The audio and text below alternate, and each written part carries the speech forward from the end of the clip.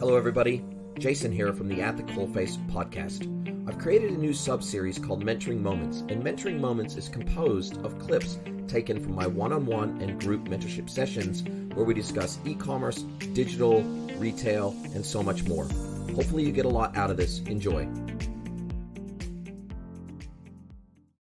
Hey guys, so I'm here today doing some one-on-one mentoring with Sean Mellis from Bot Hello, and he's put together 3 really amazing questions for our session together today. I thought we would be super helpful for the wider audience here, and we're just going to talk through these one by one, and hopefully this will be useful to some of you guys out there somewhere.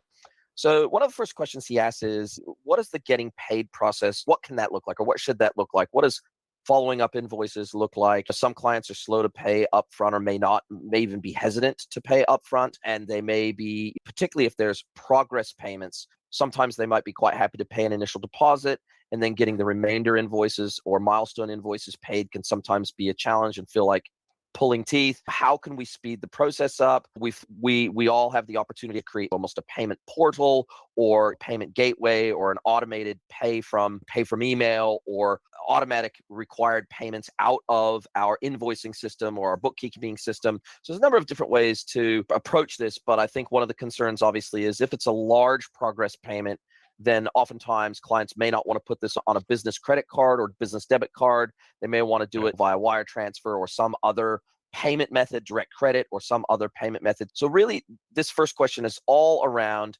getting paid and making sure that we get paid fairly and reasonably in fair amount of time after we or as we deliver work and deliver value to our clients. And there's really only 2 ways you can really do this and go about this. Well, there's probably several, but there's 2 key ways.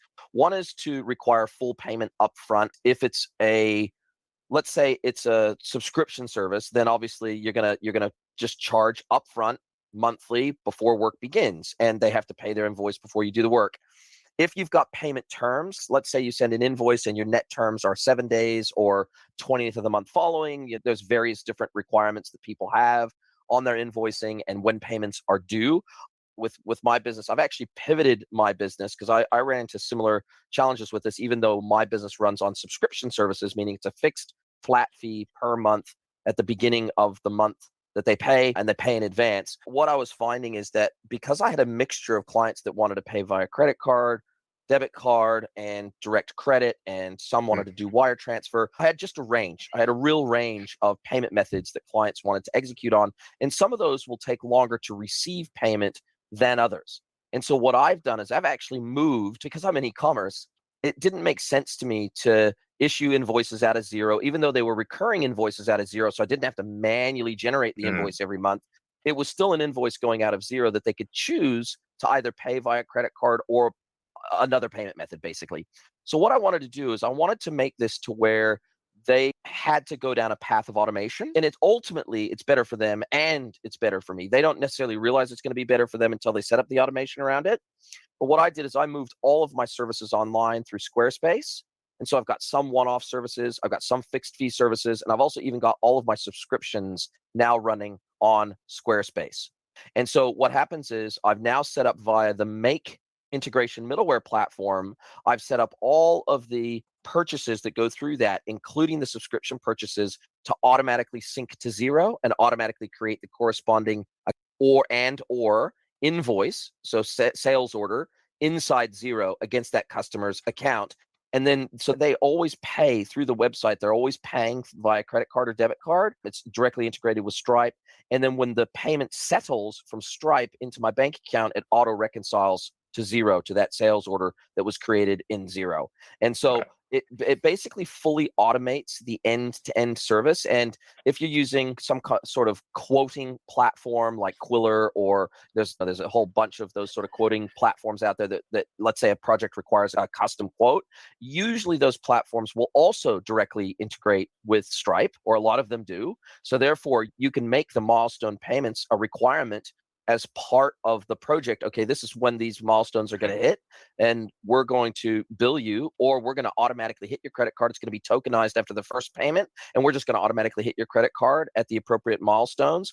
Or if it's basically, we're going to hit your credit card when we present you with this milestone and you sign off that we've achieved the milestone, then we're going to automatically charge your card at that point. I think that's probably the easiest and best way to do it. If you're going to give them terms and you're going to allow them to pay via any payment method, the only other way I've seen to absolutely guarantee timely payment is to stop services after the invoice becomes overdue. So what I found is the invoice is now 2 days, 3 days, 4 days overdue. They want to have a meeting. They want me to join a call. They want me to get on a call with them and a vendor, or them and a partner. We're scheduled to do discovery. We're scheduled to do all these different pieces of work. Then effectively I just let them know politely and kindly and respectfully, your invoice is now overdue. I already gave you a week to pay. We're now overdue. So what I'm going to do is I'm just going to temporarily pause services until I receive payment for that outstanding invoice, and then we can kick things back off again, no problem whatsoever. So, and I find that if you say that and you do it respectfully and you do it kind, you recognize that maybe they just don't have the money to pay the invoice today, but you let them know that your time has value that you could be spending on other clients that are paying and up to date on their outstanding billing, then it usually motivates them to make every effort to get you paid so that you can continue work for them. And I think that's a fair and reasonable, even in agency days, if you're mid-project and they miss a milestone payment, then you say, look, we're just going to pause. We're going to pause the work temporarily until we get caught up on the invoicing, because at the end of the day, and you can create empathy on their side by simply saying, look, if we continue to pay our team to continue to work on this project, and then we get caught holding the bag because we have to continue to pay them for the work that they deliver, then we could get caught with quite a large outstanding bill and liability with our team, our staff. And we don't want to put ourselves in that position where we can't actually pay them appropriately. So I think, there's a number of ways to approach this.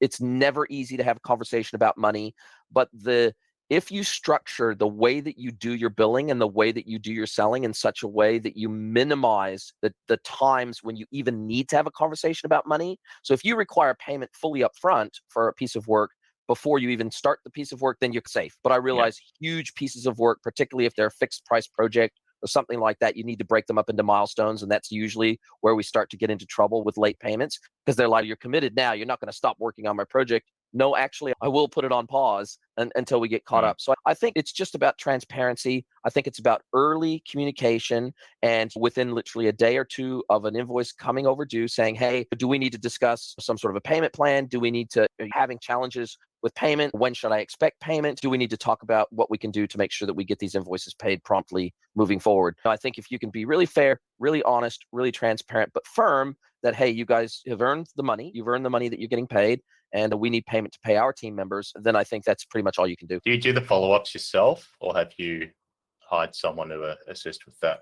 No, I do all the follow-ups myself, except for out of zero. The zero follow-ups are automated. That's just effectively a templated follow-up email. So fortunately, it's extremely rare historically that I've ever had to chase beyond the automated follow-ups. It's only it's only when the automated follow-ups fail to prompt payment that you then have to either reach out via WhatsApp, or maybe you have to reach out to the CEO or whoever it is the most senior person that is effectively signed off on the project and who's authorized the billing. So maybe it's a GM, maybe it's a CFO, whoever it is that's basically signed on the dotted line on the contract is who you want to go back to and start having a conversation about getting paid.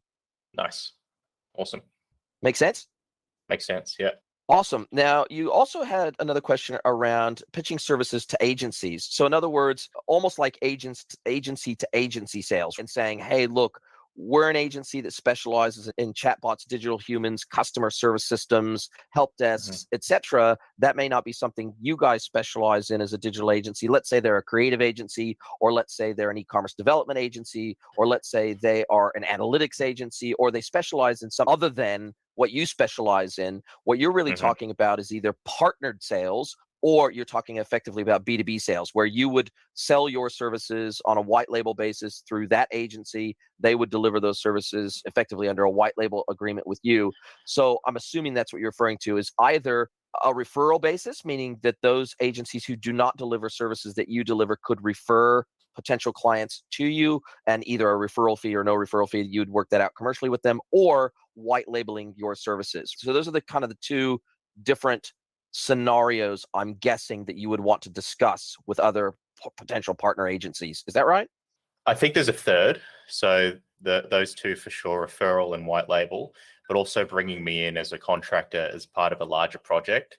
So say if they're launching a new campaign and they're doing a big Facebook ads push, Instagram ads, maybe some TikToks, but they also want a messenger-based campaign to go along with that to get data from customers. We've done that in the past with other agencies where they'll contract us as part of a much larger campaign, and the chatbots, just a small part of that. So I'm wanting to get in front of agencies who have the relationships with the larger entertainment and retail brands who would most benefit from engaging an audience at scale, particularly on Instagram, and have my services as an option for future campaigns to engage customers, collect data, and obviously generate some sales.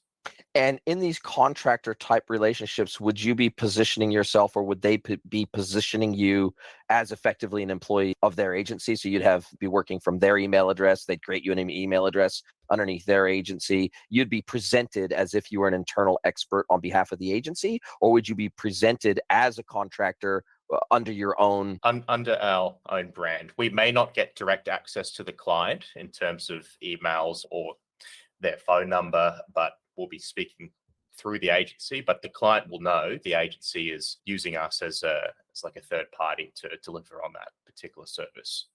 And they would invoice on your behalf to the client? That's right. And then the agency would invoice us. So we would invoice the agency. Yep. And then they would on invoice that and perhaps add a markup, whatever it is that they want to do with their client. That's fine. Okay, so I understand that those three different models. In any of those three cases, what you're effectively asking them to do is to send you business, right? Yep. And in either of those three models, it's still ultimately sending new business your way or allowing you to have access to their clients. Now, as you well know, because you're running an agency, agencies get hit up on the daily from new technology vendors, other agencies wanting to co-work on clients together to have a joint go-to-market plan. And agencies just get smashed with these types of offers on an almost daily basis. And it does get a little bit tedious. And so to get cut through on that is difficult. Now, especially if you don't have an existing relationship of someone inside that agency that can help you get cut through to talk to the right person to hopefully get a yes, and they're busy delivering work. And so to carve out a half an hour to meet with you to talk about potential partnership opportunities is difficult. It's difficult for agencies because they're so busy. So one of the ways in which I have seen, now, fortunately, I work with agency partners who I have, or that like they already know me. And so it's more of a friendly conversation, more of a colleague conversation than it is a pitch. But in your case, it's more of a pitch. And in order to get cut through, what I have found to be successful is to open up by talking about and sharing what you think would be lead generation for them from your side. So say, look, we work with a certain segment of clients. We're targeting a certain segment of clients. I think we target similar segments of clients, similar sizes, similar ICPs from the kind of work that I see that you guys do. I'm making some assumptions here, but I assume we have similar ICPs. And I feel like there's some opportunities here for us to pass business your way in areas where we're not strong. And I'd love to talk to you guys a little bit more about what your ideal target client is, so I can position you correctly with the right client, with the right set of services to make sure we're positioning you with deals that are the best fit and you have the greatest likelihood of winning those deals, right? So reciprocity is a thing. And by definition, if you open the dialogue based on that and say, look, I want to learn everything I can. I've heard some great things about you in the industry. I've seen some of the work that you do. I've been very impressed. I think that you'd be a good fit for some of our clients in certain instances. I'd like to talk about what that might look like and how you would prefer us to refer clients to you. Is it an e-intro? Is it a phone intro? How do you see a potential partnership working where we could potentially pass some work your way where it's appropriate? And I think if you open up the dialogue that way with how you can help them, then I don't know many agencies that will say no to qualified opportunities coming their way. And at the same time, so let's say it's an hour-long meeting. if you spend 40 minutes or 45 minutes talking about how you might be able to help them and how you might be able to craft a good fit, but you spend 15 to 20 minutes at the end, I guarantee you they're going to say, tell us a bit more about the services that you offer, what you do, and we'll see how we can best position potential deals that would be a good fit for you. And then even if they don't ask that question, at the end, you can say, hey, look, do you mind if we spend 5 or 10 minutes so I can just explain to you the type of services that we offer? So that way, if there is an opportunity that comes through your door that you can't service, but it aligns perfectly with what we do, then maybe it makes sense for us to look at doing that deal together, kind of thing. I think it's all about how can you genuinely add value to them as an agency, right?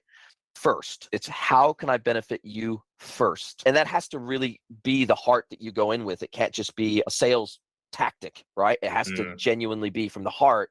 And I think if you open the dialogue based on that assumption that it's about how can I add value to you first, and with no expectation that it's going to benefit you, then it will absolutely benefit you. It will just, the karmic thing or whatever you want to call it, what goes around comes around, reciprocity, karma, whatever you want to call it, it will ultimately benefit you.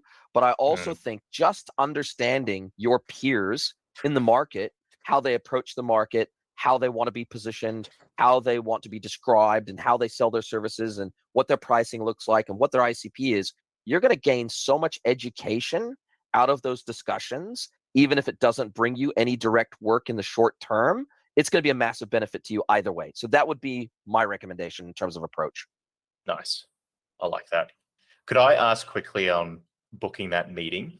Yep. Say if I'm going to the city where there are a couple of agencies I've identified that I'd like to meet with, and be hard to get a meeting with the agency owner, maybe I look at the head account manager or something like that. Is there a go-to type of venue or meeting that you consider, like a lunch or buying them a dinner, or is I guess it's based on personal preference and you've got to find that out, but I'm just wondering what would be the best approach to make it more enticing to meet up with me and to chat about a potential partnership, because everyone says the standard, let's grab a coffee and I'll chat to you for 30 minutes about X, Y, and Z. I just want to know if there's a different approach I should take to make that meeting more enticing. Yeah, look, to me, a cup of coffee or even a lunch is it's usually too much time and they don't want to spend that much time. And two, it's not enough value for them to go, oh, you're going to buy me a coffee. Oh, that's going to entice me to say yes. I think just discussing with the right person. So if they've got a head of sales, you're going to be talking to the head of sales. If they've got a head of account management or a head of project management, then and they don't have a head of sales, you're most likely going to be talking to that person. Or if the agency principal also does most of the selling, which in small to medium-sized agencies is usually the case, like they're the kind of the head salesperson and they're the first face of the agency with all client engagements, then you're most likely going to have to wait for some time with the principal, because they're the ones that are going to have to be making the decision about how do we work together, how do we partner together. But if they've got a head of sales, if they've got someone that is like even if it's just a sales rep or a BDM or a BDR, whatever it is, whatever they call it, but whoever's in the head of sales or rev ops for the agency, that's the person you most likely want to speak to anyway, because they're the ones that are talking to clients in the first instance, and they're the ones that are going to be able to tell within reason whether there's an opportunity to partner. But then usually they're looking to close an initial deal directly with the agency first, and they're not going to want to muddy the waters with your services out of the gate.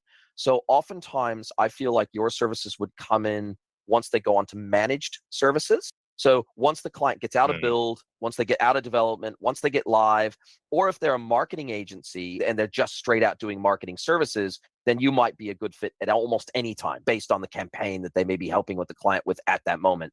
But basically, once they're on retainer and once they're having services that would potentially align timing-wise with yours, you want to speak to the head of that. So if they're the head of managed services or they're the head of account management or whatever, those are the perfect people for you to be speaking to. But you'll probably have to go through a gatekeeper, which is usually either head of sales, BDR, BDM, agency principal, or the like, before you'll ever get a chance to speak to that person. But what that person may very quickly do, if you've got an hour meeting schedule, halfway through when you're saying, hey, we might want to send some deals your way, blah, blah, blah, they may say, hey, let's get in our head of account management or our head of managed services so that they can take part in this conversation so we can help position each other in the right way. Then oftentimes I've seen that happen too, where, hey, Joe or Jill come into the conversation. We're having a conversation with Sean, and it feels like this is going to impact your team. So let's have this joint conversation. So I think that can be a way to do it too. It's hard to get cut through unless you're presenting really solid value to the agency. It makes sense. Yeah. Just thinking about the offshore kind of development houses that I get emailed about every single day. The ones that I will take interest in is if they identify opportunities within my client portfolio and go to a little extra mile to demonstrate the value they can bring. So you've just got to be considerate of their time and present something that is actually of interest and of value to them. 100%. You've got it bang on. You've got it absolutely bang on. Now we got the final one here, which is we'd like to speed up our proposal process. Basically, how much customization of proposals is too much? What recommendations do we have around streamlining the proposal process?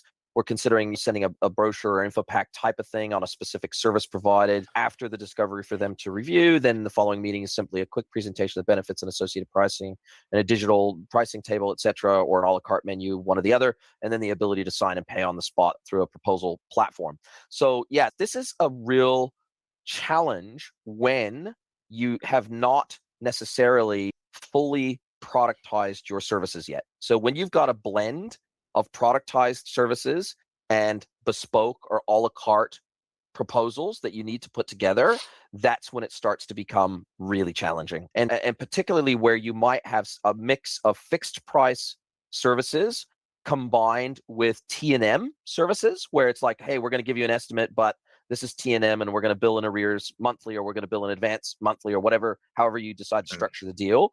It's usually where you've got a blend of products and services, or productized services and pure services, that this becomes a real challenge, because then you've got to structure every single proposal is usually a combination of services that then you require some bespoke element of quoting or estimating against to put the proposal together. And if you're offering 2-3 services at the same time as part of the same proposal, then you've got to decide, okay, which piece of descriptive material do I put in here? But like you say, I think the better way to go about it, instead of trying to include all of the sales collateral in the proposal, it's probably better to have the sales collateral or a deck or something that you can fire off that they can review, and then effectively the proposal is just the proposal. It's the pricing breakdown, it's the milestones, it's the costs, and basically they're just signing on the dotted line to say yes after they're already convinced that they actually want to do business with you. This is purely the commercial elements of it. Maybe a little blurb about your business and how old you are and your team, and just maybe a single short standard blurb that makes it look pretty. But other than that, it really should be purely commercials, and that's going to streamline your process. But the greatest streamlining of your process will be to productize as much of your services as you can, put fixed prices around them as much as you possibly can, and then you can take those to an e-commerce environment where you can sell them online. And effectively, they can learn about it online, they can learn it, and they can actually execute the transaction online. Then the initial alignment call doesn't even have to be a deep discovery, because most likely you're going to want to pay. You're going to want the client usually to pay for any deep dive discovery or project discovery. They need to pay for that service because it's usually an extended service.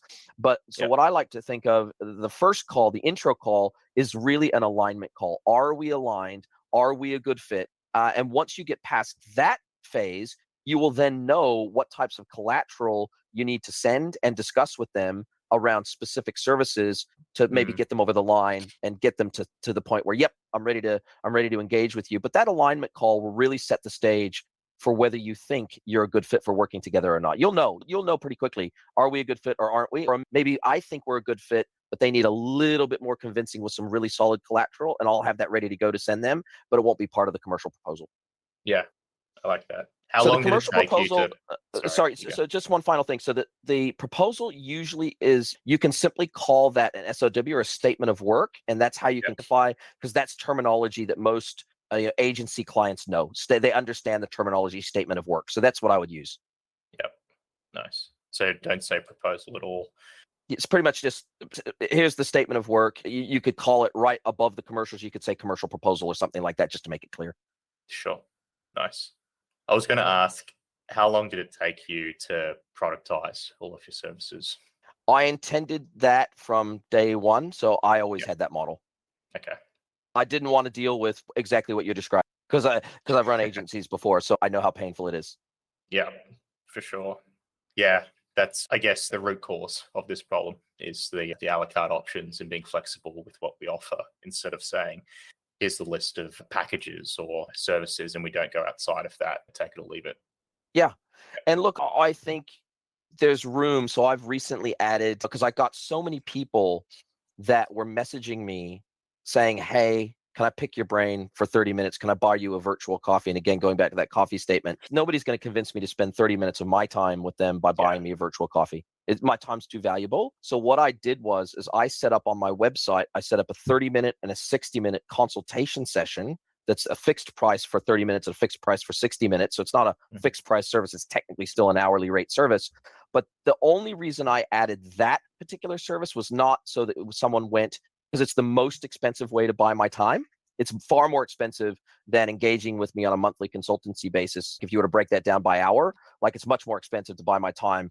But for clients that literally only want an hour of my expertise, I have to make it so financially valuable to me and so that it communicates the right value to them that they go, oh, okay, maybe I don't need to pick his brain after all, because I get 3-4 messages a day. Hey, could I get 30 minutes with you to pick your brain on this new thing we're thinking about developing, or we're thinking about doing this, or I'd love to see if we can work together, blah blah blah. That's all fine and good. And look, I try to help as many people as I possibly can, which is why I'm doing this mentoring thing. But where it's going to be direct commercial benefit to someone and they're looking for a quick answer to get a commercial benefit, they need to understand that my time has value too. And the only way I can demonstrate that is to say, sure, here's the PDP. I give them the URL for the PDP, and I've literally called it the Pick My Brain consultancy session because I got so many people using that terminology. I literally just decided to call it that. And there's product variants on the product page, half an hour, 30-minute, 60-minute fee, and they can sign up for that. And then basically I send them immediate follow-up with my Calendly link. They can book in for 30 minutes or an hour, wherever time fits for both of us. And I've streamlined that entire process specifically because of what you described. So I think there's ways to productize almost everything to the point where for any rats in my stuff, you want to make it so painful that they 9 times out of 10 will say no, or they'll upgrade to one of your proper services. Yeah, okay. Has there been something that's come along that was just too good to say no to, that you've created a bespoke package for, or have you been quite firm with the type of services you've offered since day one? Firm since day one. Yeah. Pardon me. So now that's not entirely true, because like my package covers any service that I am capable of providing and that my client thinks I'm capable of providing, meaning they pay that fixed monthly fee and that gets them access to any of my services. And yeah, I guess that's the way I've gotten around this, is by saying, for your fixed monthly fee, here's an example. This is not an exhaustive list, but here's an example of the type of services that I'm able to provide you. But normally we've had an alignment call beforehand, so we know exactly what the engagement is likely to look like anyway. But just as a reminder, here's the list of services we generally provide to our clients, and then we can tailor that on a case-by-case basis. But because they're paying a fixed fee anyway, regardless of what service they need, I'm providing that underneath that fixed fee. Yeah, nice. Love it. Awesome. Look, mate, it's been fantastic chatting with you. And look, we've covered some great territory today, and I think this will be super useful to a lot of people. So thanks for the great agenda. No worries. Thank you, Jason. Appreciate your time. Hey guys, I'm here again with Jake, and he is an e-commerce manager at an online retailer. And we're doing some one-on-one mentorship today. And he had some really good questions that I think are going to be super valuable to the audience. One of his questions was around shipping services. And when do you add new shipping services? Does it make sense to add new shipping options for customers? How do you price those new shipping options? How do we think about free ship thresholds, knowing the impact on conversion that can have? So basically everything to do with that whole shipping aspect of the business. And how do we start making strategically informed decisions? How do we make data informed decisions around pricing models and making sure it's sustainable for us as a business, and making sure we're offering the range of services that our customers expect us to offer, right? And you were talking in particular around one specific premium service that's going to probably cost more. It's like a same day service that is going to probably cost more than any other shipping service you offer right now. Yeah? For sure. Yeah. A lot more. And so the question was, okay, how, if we're going to launch this new service and we don't know exactly yet how much all of these shipments for this new service are going to cost us on average per shipment. How do we even know? It feels like throwing a dart at a dartboard in terms of knowing how to price this service for customers to make sure we reasonably cover our costs, but we can set it at a reasonable fixed fee so we don't have all of these postcode specific pricing and to where it gets so convoluted and so complex that customers can't even figure out what they're going to be paying until they get to checkout. We don't want that either. So it's a combination of trying to make it as seamless and easy for the customer to onboard that shipping method, and also make sure that you guys aren't losing your shirt in the process. That's really the two considerations here, Rob. And your key question was, well, how the hell do we know how to price this? And my I guess my first initial thought is you won't until you get a better idea of how much uptake this is going to be versus your other existing less premium shipping methods, because not all of your customers will take up the ultra premium service. And almost no matter what price you set it at, not all of your customers will require that service, nor want it, nor be willing to pay for it. And so they'll take one of your lower tier services. So what my suggestion was, effectively get over the line whatever you think that management will accept in terms of a starting price for that service, just so that you can get some data flowing in. Try to estimate a value based on the shipping provider's information and what they tell you is the average spend in your region or whatever. You can get some data from the shipping provider that will hopefully make you a little bit data informed, but it won't be specific to your business yet. And get it over the line, try to cover your costs, implement the service, get it live on your website, start gathering data, start getting some customers using that service, and then revisit it after, say, 60 days, as long as you get a reasonable uptake. And then revisit your average cost per shipment through this service over that 60 days. And then maybe set that price a little bit above that to where you can guarantee on average, you are going to at least cover your cost for that service. Or if you want to make margin on that, then maybe you add 5% or 10% or something to that. And then you not only cover your cost, but, because of course, logistically speaking, if you're going to prioritize the picking and packing of those orders because it's an ultra premium same day service, it's probably going to require a little bit more operational effort on your side. So maybe you can actually charge a little bit more of a premium for that, because operationally, you're going to have to work harder to get those out to be delivered same day. So there's a lot of considerations to this, but I think when you're thinking about base pricing, you want it to be as data informed as possible, and it can't really be that data informed until it's out in the wild. Yeah, no, that makes sense. And that operational cost as well. I didn't even think about that. So that's another good point to think about. Yeah. Cool. Too easy. That was a really good question, though. I think that makes a lot of sense, and I think it's something that a lot of people wrestle with. Now, one of your other questions was time utilization. How do we control our time? How do we manage our time running multiple websites? If you're running more than one website, and you've got the same resources as you did before, how do we all of a sudden make sure that we are utilizing our time as effectively as possible? And I think this is a question that lots of us that are running around like chickens with our heads cut off face every day. How do we allocate our time? And I think one of the things that I've seen be effective, at least for me, and I've seen it be effective for other people that I work with and who I've coached and mentored, is time blocking and really setting out in your calendar, okay, for this 2 hours in the morning, I'm going to go through my emails and I'm going to do my email work, or 1 hour or whatever it usually takes you. Instead of bouncing between tasks throughout the day, time block throughout the day in your calendar. This is when I'm going to do these tasks. This is when I'm going to do these tasks. Maybe I've got 1 hour set aside each day for miscellaneous tasks that inevitably come up that aren't part of a normal diarized day. And you say, okay, all these random rats and mice things that get dumped on my desk every day, I'm gonna do those from 2 to 3 p.m. because that's more a little bit quieter operationally, and that's when I can actually apply my mind to tasks that aren't mindless. Like, you will find that some of the tasks that you do are mindless in the sense that you don't have to think about them. You're almost like on autopilot, and they're actually easy for you to do. So you want to block those out in times when you don't need to be fresh. So most people are fresh in the morning, right? They think better, and then after lunch, usually they like mentally slow down a little bit. So what you might want to do is you might want to time block your kind of more mindless tasks where it doesn't require super high level thinking. You'll want to schedule those after lunch, or you maybe want to schedule some of the creative tasks that are a little bit more fun, like create social media content or something like that, maybe after lunch, before you've got to get back to something that's a little more mentally intense, to where something that's a little more fun and funny. And during that little mindless downtime, you can be shooting some content and having some fun with it. So time blocking, really important. And also timing of specific tasks in the time block in relation to the highs and the lows of your energy ebb, I think those things are really mission critical. Right. Okay, cool. That sounds good. Because yeah, we started to use Monday.com at the minute, and that's the only tool that I have at the minute to try and prioritize. But I think, yeah, because I can link that to my Outlook. So if I can then Yes. create those events and time block, yeah, that sounds, and that'll work. That'll work really well actually for me.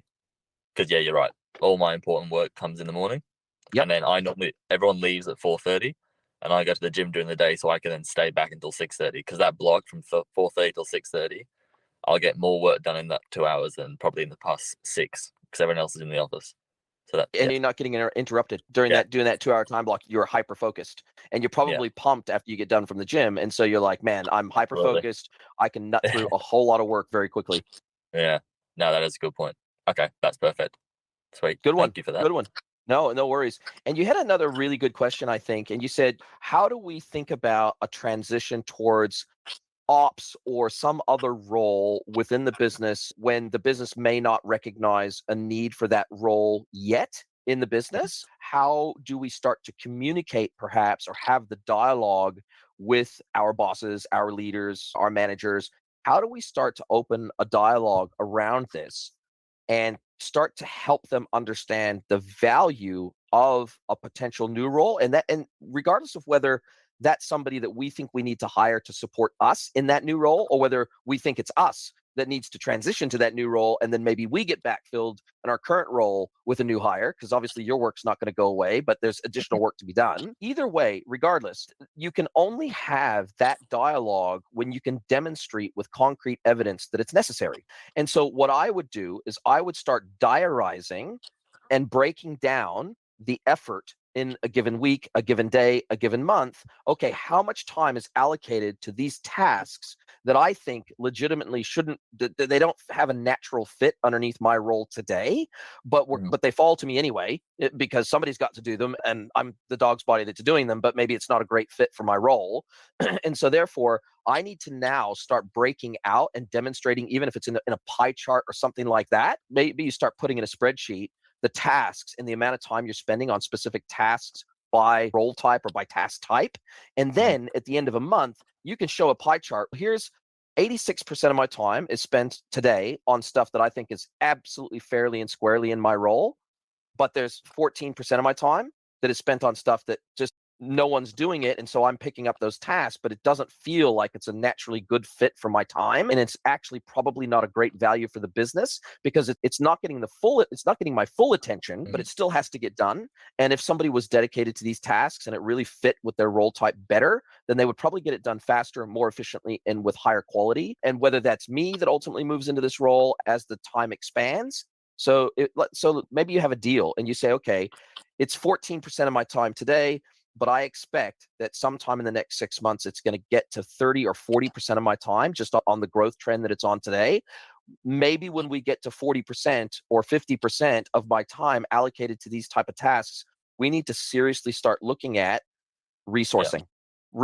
These tasks, resourcing this role. So you've got to put a framework together that, instead of putting a boss or a manager in a position where you got to make a decision on this today, no, how can we put a framework together to where you and I decide how we roadmap our way from where we are today to that future state that we all want to have? That's amazing. Yeah, the framework, and I'm already going through in my head how I'm going to set it up and how to present it and everything. So that's good. My initial approach was just going to be sit down and just have a chat and just try to verbally communicate, and then have some form of agreement then that role does need to happen within the next 6 to 12 months. But this actually, back it up with data. It's hard to argue with then, right? If you show them and you say, look, this is the breakdown of my time. I diarize my time, and here's the time I'm spending on these things. And it's been growing week to week for months. And I can show that trend, and I can show the decreasing value that I'm adding to the business because I'm distracted with these other tasks that have to get done. And I'm the only one to get them. I'm the only one to do them. If you can show them the value of being able to reallocate that time to strategically valuable work, as opposed to let's just hypothetically say it's menial tasks. I don't want to be doing menial tasks. I want to be adding genuine value to the business. Now, we all, in every role, we have the odd menial task that's part of our role that we don't particularly love doing. But when it starts dominating our role, then it's probably time to have somebody that, a dedicated role to those types of tasks. That's their life. They live that. And that's the value prop that they bring to the table, is because they do collect all those kind of rats and mice tasks, and they own those. They organize that, they structure that, they bring operational excellence to that, they bring business processes to those tasks. So there is value in strategically reviewing resourcing within the context of work to be done on a regular basis. Yeah. Okay. And just going quickly back to the point of diarizing tasks that sit outside of or what I believe sit outside the role, because obviously I have a job description, but then in the business that I am, anything that is remotely online, they seem to believe is part of my role as well. So I have a job description, and then I have what management believes the role is. When I go to diarize, am I right in thinking I diarize anything that's not in my job description? 100%. You have to go by your JD, because otherwise you can't demonstrate just how broad your role is, and you can't easily justify how far outside your JD you're picking up responsibility unless you demonstrate that very clearly. Okay, here's what, in theory, the expectations of my role are, but here's these 53 other things that I'm doing on a daily basis that have nothing to do with my job description, from my perspective, even remotely with my job description, but they have to get done, and I'm very happy to do them. But from a resourcing perspective, it's probably making me less productive or less successful on my direct JD responsibilities as a result. And if you're willing to continue to compromise on that, fine, but I want you to understand you're making that compromise, and you are choosing to make that compromise. And if you don't want to compromise on that, then we need to look at an alternative approach. Yeah. Okay. All right. Time for me to dig up my JD, I think. Good stuff, Jake. Look, thanks for the awesome questions. You're a legend, and you seem to come up with really thought-provoking stuff every couple of weeks, and I really appreciate it. It makes it easy to have a really structured, intelligent, thought-out discussion. And really appreciate your willingness to engage in the process. Absolutely. I feel like I've actioned everything from our last catch up, and I'm just going to action absolutely everything. Otherwise, there's no point in doing this. So I'll continue to fill out that sheet. There's always stuff going through my head. So yeah, I look forward to catching up. Sounds great. If you'd like to register for free for the mentor sessions with Jason Greenwood, head over to greenwoodconsulting.net, scroll all the way to the bottom of the page, and click Get Mentored by Jason. See you there.